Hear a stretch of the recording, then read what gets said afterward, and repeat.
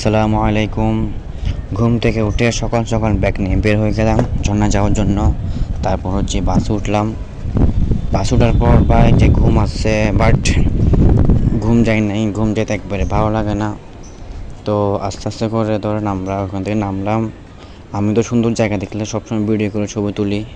তো ঝর্ণার সামনে আসার পর একটা ভিডিও করলাম। তারপর দেখতেছি বড় ভাই কতগুলো ওখানে গেছে ক্যামেরা নিয়ে। তো ক্যামেরা নিয়ে যায় ওখানে ভাইয়ারা ভিডিও করতেছে।